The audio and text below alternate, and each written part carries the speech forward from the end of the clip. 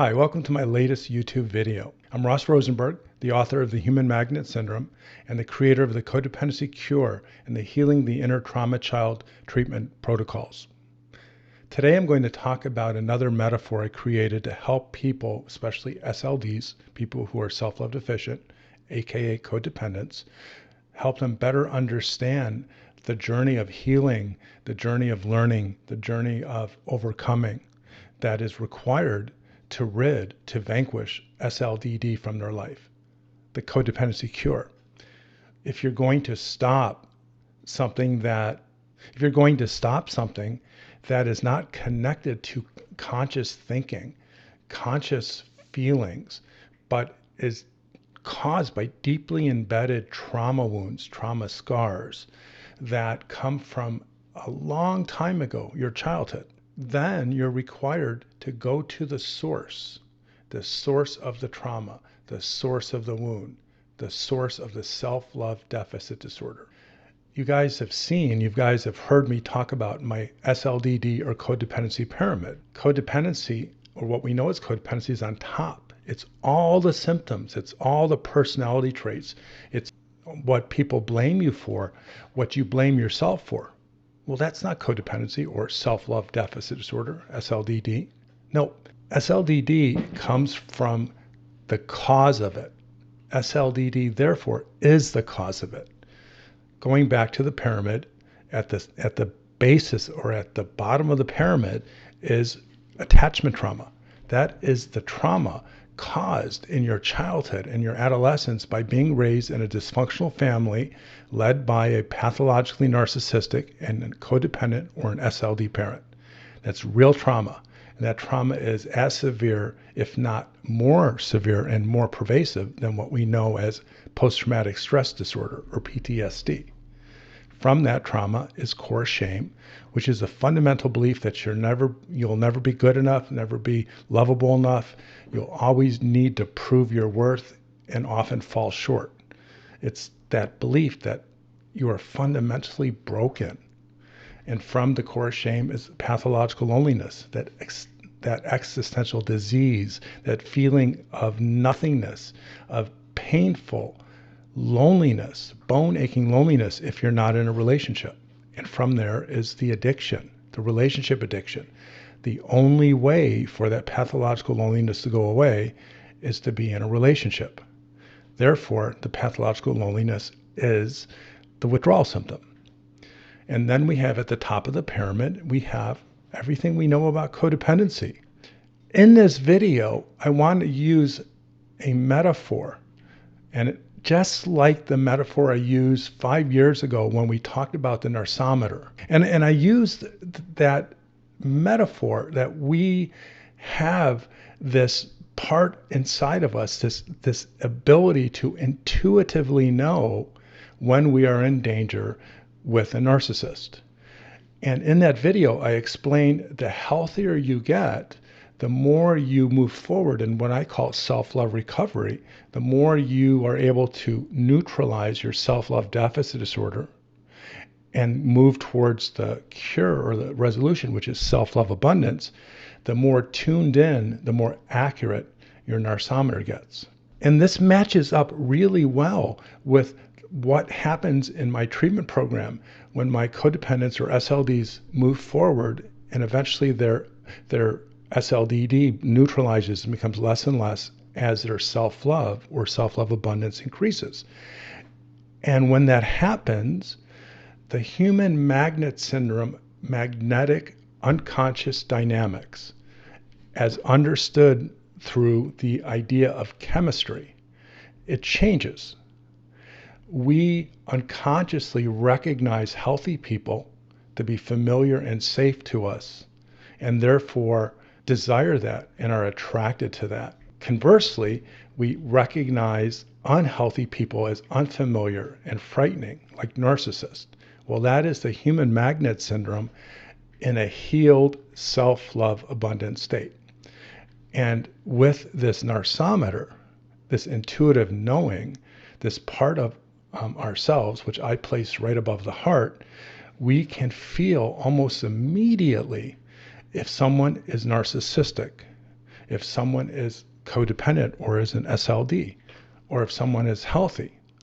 And if the narcometer goes off, bells, alarms, whichever model you purchase. And so when the narcometer goes off, it's that feeling like something's wrong. But when you get scared, you get nervous, you are responding to the intuition that is responding to the healed state of your emotional being.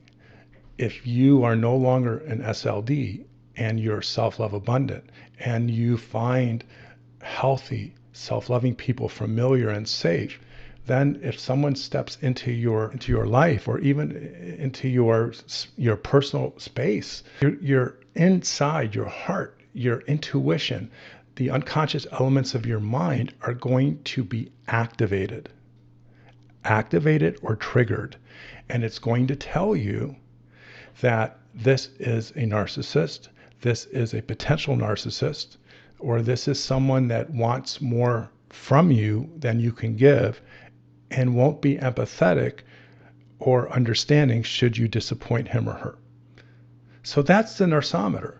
I was thinking the other day about what usually activates me.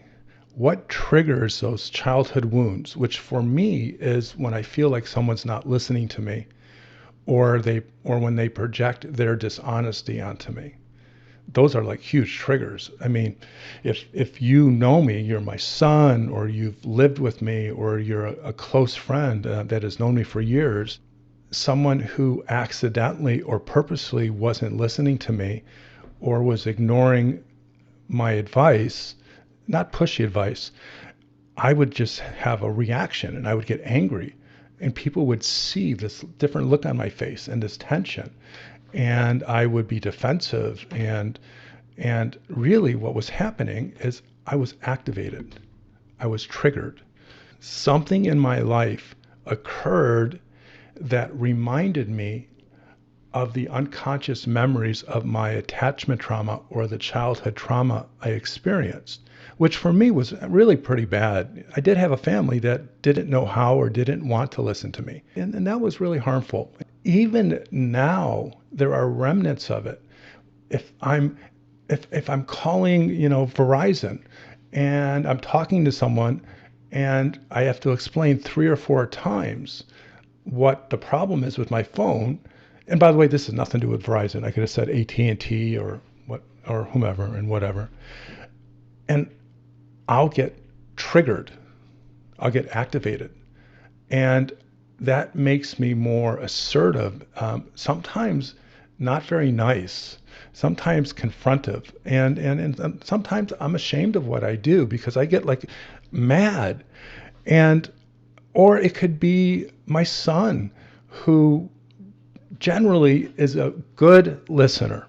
If he, for whatever reason, which could be my fault or something about him, or who knows, maybe there's a football game he's watching, but I'll talk to him about something and he looks away while I'm talking, or I ask him about, what he thinks, and then he can't really say anything because he wasn't listening. And this is the person I love more than anyone in the world. I'll get activated, I'll get triggered. And with him, it's a mild version because I know him and I have empathy for him and I have patience, but it's still there. Or on the other side, it's one of my siblings who I have a challenged relationship with. And I could be talking to them on the phone, I could be at a family reunion, and next thing you know, I'm sharing something about my life and they change the subject or look away. Even in the case where they didn't mean anything, I'll get activated. And that activation, that trigger, will be deep, it will be profound, because it's the person doing the same thing, I believe, in this activated state that happened to me when I was traumatized as a child with parents, mother, father, siblings. And that activation is deep, quick, and the power, like electricity, is electrifyingly painful. I go to a place where I'm mad and I'm angry. And only afterwards, when I had time to relax and chill out and become unactivated, untriggered, I'll think about it and I'll realize that my reaction was manifestly over the top. That even if this person, sibling, friend, relative, AT&T customer service, I'll relax and I'll think about it. And I'll go, geez, why do I keep doing that? Why do I keep getting activated? Why do I keep getting triggered and become my not so best self? Why can't I notice it ahead of time and then use observe, don't absorb? Once we identify the triggers for the actometer going off, then we must use my observe, don't absorb method. And it's not the right time to go over that in detail because I have a lot of videos about that, shorter videos on YouTube and a much longer video on my Self-Love Recovery Institute website. But we must find a way to, in a healthy manner, disassociate from our emotions, observe the point of trigger, watch it, and understand that if we have the associated, the opposite of disassociated connection to the emotion, we then are losing control of our equanimity, our ability to be rational, to understand what is going on in the given moment and not identify a stressor or a situation, a trigger in the present time and identify it with something in the past and then react to it in a way that hurts us and perhaps other people. So the observe, don't absorb method in its original state is to understand how narcissists need you to react and get upset and want to fight them in order to control you. And you always lose. George Bernard Shaw said, don't wrestle with pigs, you'll get dirty. And besides, the pig likes it.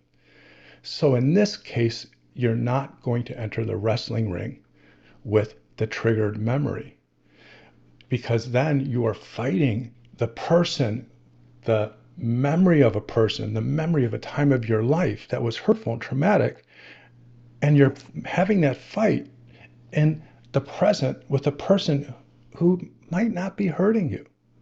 I think about this. I bring it to my own therapy, and I ask the same question over and over again. Why do I allow myself to be triggered and then move unconsciously back into a space, a time, a moment of my life where I had no power? I couldn't stop the people who were ignoring me or listening to me. I made things much worse by my reaction, whether I yelled as a boy or did something disrespectful, say it was one of my parents and I was an angry teenager. In my own therapy or in my own thinking or in my own self-reflections or talks with friends that I trust who are like-minded, I've come to understand that I can stop these moments of activation, not by just willpower, because that has never worked. You can't overcome the unconscious or dissociative impact of trauma that is reflected in your choice of people, your feelings of love, your feelings of attraction, your feelings of unattraction. Those are so deeply embedded that the only way to alter those, to change those, and ultimately neutralize those is in the type of therapy that is similar to the treatment program I offer for self-love deficit disorder, which I call the Self-Love Recovery Treatment Program. So these triggers, these activations can only be solved like an internet browser that you have been using to research a subject. And you have not opened up another tab, but in that one browser, you have visited 50 sites in order to get the information you want.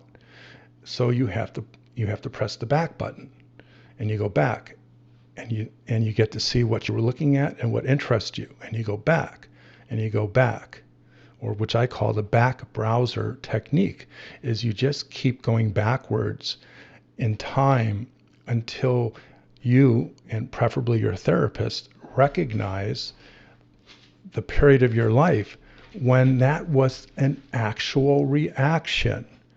When, in my case, no one was listening to me. No one really cared. People were too consumed with their own worries, their own pursuits, their own needs of self-gratification. And those are very clear. Those have nothing to do with irrational reactions and activations and triggering. And with the right type of therapist who is trauma informed, you can heal at that level, which essentially is you're working with the person you were at the age you were, which I called the inner trauma child. And I have a whole treatment program on that. It's called the Hitch Method. It's available at my website at selfloverecovery.com. And it's through that type of treatment, which is a part of my self-love recovery treatment program, you heal that wound, that sadness, that anger, that jealousy, that feeling of abandonment, neglect, abuse, that existential void of incredible loneliness. That is the heart and soul of this treatment program. And through that type of healing work, those dissociative memories, those dissociated memories, those repressed memories, those unconscious memories that live in the present time through the reaction, through the trigger, through the activation, they're not there anymore. In self-love abundance, in the healing of the trauma wound, the original trauma, the attachment trauma, the point of origin of the activation and the consequent or subsequent reaction, which really is you're just the child in your adult body reacting. It's not there anymore. It's neutralized. It's gone. It's why I call this program the Codependency Cure, because you solved it. If I use the analogy, you have an infection, and that infection is causing many different medical issues, secondary or tertiary medical issues. And not only do they bring down the infection, but they find the source of it. Because up until that time, they were just treating the infection. And the source of it is cured. The impact of it is cured. And the problems that were, or the consequence of this infection and the secondary and tertiary medical issues, they're gone.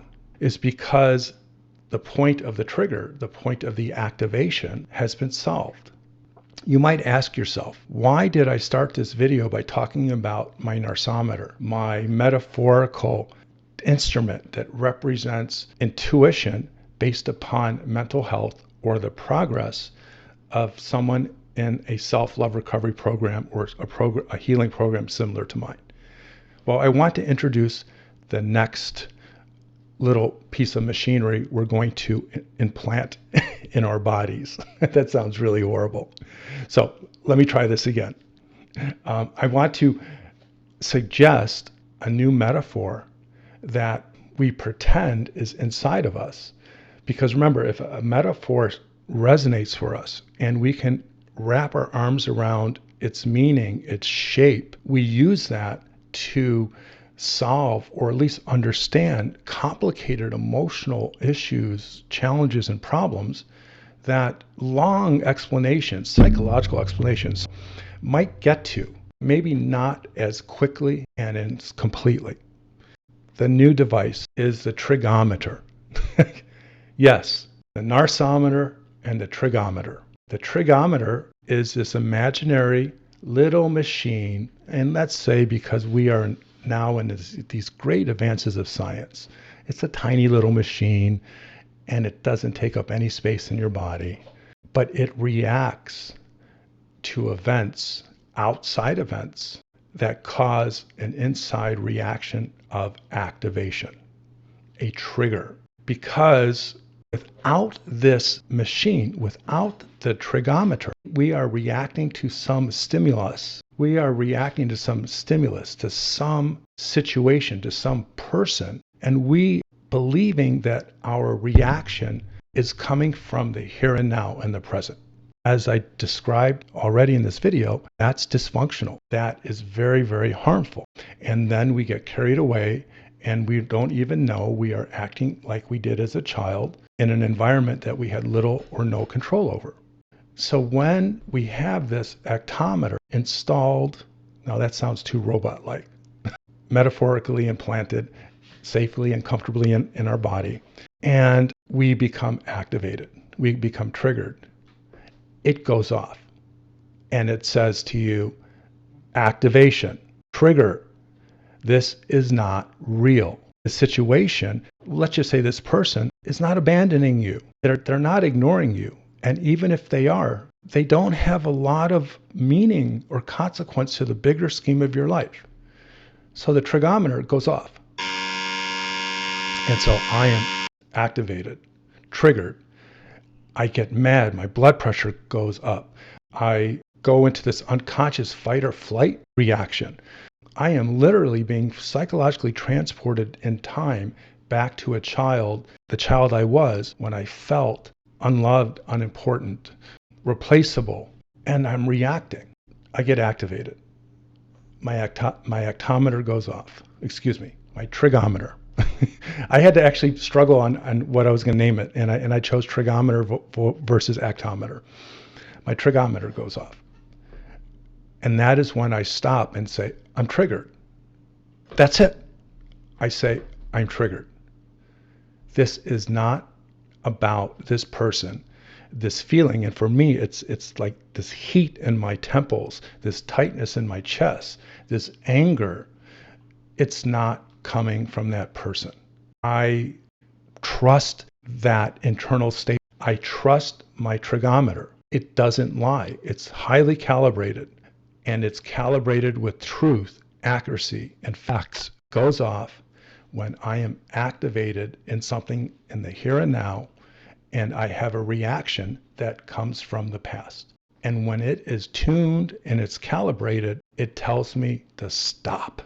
Stop, Ross. This person's not hurting you. This person really has no idea of how to solve a problem. And because he or she can't, it's not the same as your childhood. Relax. It's okay. Breathe. And it works. It works. It works because we're able to short circuit the PTSD-like process that comes from a disassociated trauma memory, a memory that is too painful to remember or consider. But in an environment that reminds the person of the trauma, that memory reacts in body feelings and emotions. We don't remember what happened to us as a child in that moment, but we are reacting as if we're the child. And so when you have this calibrated and well-tuned and well-maintained trigometer and it goes off, you have to tell that little boy, that little girl inside, that it's going to be okay. Now, that sounds silly because you're not in therapy with me. But if you follow me and you've seen my Hitch videos and you understand how unconscious trauma through the PTSD type of wounding plays out or becomes front and center in a person's life and them not even knowing it, then you understand that you're really talking to the person at the time of their wounding. And even if you're not in therapy, just trust me. Tell that person, that little boy, that little girl, it's going to be okay. That even if they're not listening to you, you're worth a lot. This has nothing to do with you. They don't even know you. And if they did, they probably wouldn't do this unless it was beyond their control. So when the trigometer alerts you that it's time to assess your reaction and make a conscious decision to pull back from it, you're essentially telling that little boy, my little boy, who is 7 years old, who's irrational, he's a kid, who cries and pouts or does whatever kids do that are sad or upset or angry, that you got it. It's cool. It's cool, Rossi. It'll be fine. Everything is going to be fine. We're going to chill out. We're not going to be mad, because when we're mad and hurt, it's always made things worse, hasn't it? Now, you don't really have to have that type of conversation. I don't even have that conversation. I have it in just little thoughts that equal that conversation. In closing, I want to introduce the latest metaphorical device that we install in our bodies through our own hard-fought gains that we made either through our own introspection, our own dedication to healing, or we can rise above the invisible, the unconscious cause of anger, resentment, sadness. We can overcome the self-defeating, almost masochistic reaction of believing you're the child who is being hurt just as you were when you were younger, and all you have is your feelings. We can tell that child, either directly, as I suggested, or indirectly, it's going to be okay, just by recognizing and appreciating your trigometer, by listening to it and understanding what you can't actually see in that moment and trusting it, because it is calibrated to your dissociative trauma self. That you, because of your self-love recovery, your commitment to mental health growth, are now dedicated to working through to its completion, self-love abundance, the end of codependency or self-love deficit disorder. Use your trigometer. Help calibrate it if you need help. Recognize when it goes off. You don't have to have the same level of insight that I have, but you can. All you have to know is that it is there to protect you. When it goes off, you trust it and you tell yourself, relax, chill. I am not actually in the same danger that I am reacting to. And if I let this go further and I allow myself to be triggered and activated, nothing good comes from it. And in my case, I messed things up because I was an active codependent. I stood up for myself and set boundaries. So in conclusion, use your narcometer, and I invite you to install free of charge. Act now, free of charge. This is an infomercial, right? To install your trigometer. Calibrate it, recognize it, and don't let yourself suffer needlessly, and protect that little person inside of you that needs love, respect, caring, and protection. All right. Thank you guys for listening. If you'd like to know more about what I do and my teaching, my education, my direct psychotherapy services, my full-length educational videos, just go to www.selfloverecovery.com or write us at help@selfloverecovery.com. All right, guys, be well, and I enjoyed our time together. Bye-bye.